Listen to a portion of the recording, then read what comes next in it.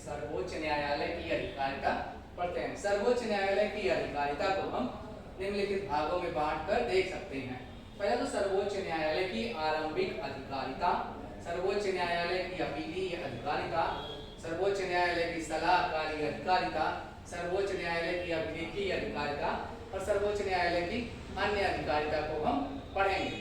सर्वोच्च न्यायालय की आरंभिक अधिकारिता, सर्वोच्च न्यायालय की आरंभिक अधिकारिता में परिसंघीय मामले संबंधित होते हैं। परिसंघीय मामलों का अर्थ है जब राज्य या कुछ राज्यों का केंद्र से विवाद हो, या कुछ राज्य और केंद्र एक साथ हो और कुछ राज्य अलग हो, यानी केंद्र कुछ राज्य और एक राज्यों का आपसी विवाद, केंद्र और कुछ राज्यों का आपसी विवाद, यानी राज्य और केंद्र का आपसी विवाद जहां कहीं भी होगा, ये सर्वोच्च न्यायालय का निपटारा करने का पहला अधिकार होगा, यानी आरंभिक अधिकारिता क्षेत्र के अंतर्गत आएगा।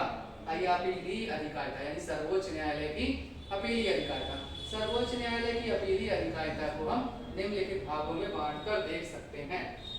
पहला, सर्वोच्च न्यायालय की अपीलीय अधिकारिता को हम संवैधानिक मामलों की अपीलीय अधिकारिता अनुच्छेद 132 में देख सकते हैं। तो अनुच्छेद 132 में कहा जा रहा है कि जब हाईकोर्ट यह प्रमाणित कर दे कि यह संवैधानिक मामला सर्वोच्च न्यायालय में सुनवाई योग्य है, तब हम इस तरह के मामले को सर्वोच्च न्यायालय की संवैधानिक अपीलीय अधिकारिता में ले जा सकते हैं। ठीक। दूसरा, सिविल मामलों की अपीलीय अधिकारिता। अनुच्छेद 133 ये कह रहा है कि जब हाईकोर्ट यह प्रमाणित कर दे कि यह सिविल मामला सर्वोच्च न्यायालय में सुनवाई योग्य है, तब ऐसे सिविल मामले सर्वोच्च न्यायालय में सुनवाई के लिए लाए जाएंगे। अगला, ये सर्वोच्च न्यायालय का दंडिक या फौजदारी मामलों की अधिकारिता अनुच्छेद 134। यहाँ कहा जा रहा है कि जब किसी व्यक्ति को मृत्युदंड या फांसी की सजा दी जा रही है, तो जो जिसे फांसी की सजा दी जा रही है उच्च न्यायालय के द्वारा या अधीनस्थ न्यायालय के द्वारा, और उच्च न्यायालय उसकी फांसी की सजा को या तो बरकरार रखता है या कैंसिल कर देता है, खत्म कर देता है, तो उसके खिलाफ हम सर्वोच्च न्यायालय जा सकते हैं। अर्थात सर्वोच्च न्यायालय में दंडिक या फौजदारी मामले में हम सिर्फ फांसी की सजा के अंतर्गत ही ये अपीलीय मामला ले जा सकते हैं।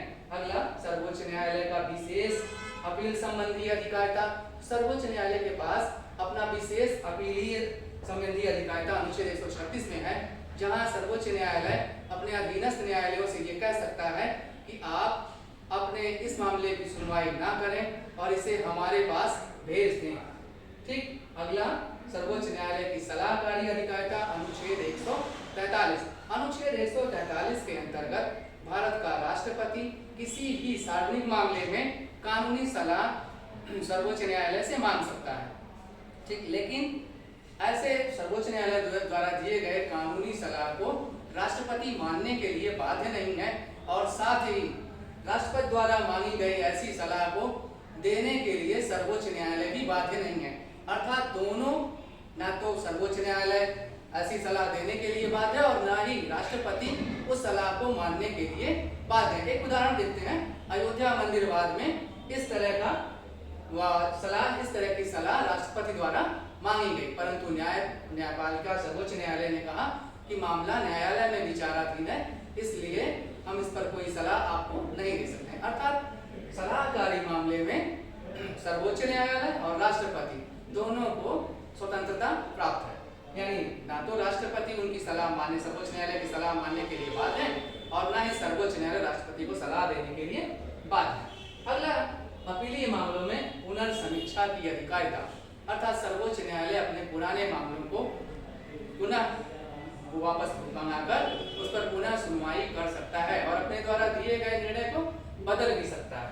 ठीक। तो ये हमारा था सर्वोच्च न्यायालय की अपीलीय अधिकारिता। अगला, अभिलेखीय अधिकारिता। सर्वोच्च न्यायालय की अभिलेखीय अधिकारिता में सर्वोच्च न्यायालय द्वारा दिया गया निर्णय अभिलेख महत्व का होता है। सर्वोच्च न्यायालय को कोर्ट ऑफ अभिलेख भी कहते हैं, यानी सर्वोच्च न्यायालय द्वारा दिया गया निर्णय उच्च न्यायालय के लिए साक्ष्य के तौर पर महत्वपूर्ण होगा, और जो ये निर्णय दिए गए हैं, अगर इन निर्णय का कोई पालन नहीं करता है तो उनके ऊपर कोर्ट ऑफ कंटेम्प्ट भी लगाया जाएगा। ठीक। अगला है अन्य अधिकारिता, यानी सर्वोच्च न्यायालय की अन्य अधिकारिता। तो इसमें आता है पुनर्समीक्षा की अधिकारिता, वही जो आप नीचे पढ़ चुके हैं। और दूसरा रिट जारी करने की अधिकारिता। सर्वोच्च न्यायालय अनुच्छेद 32 के तहत 5 प्रकार की रिटें जारी करता है।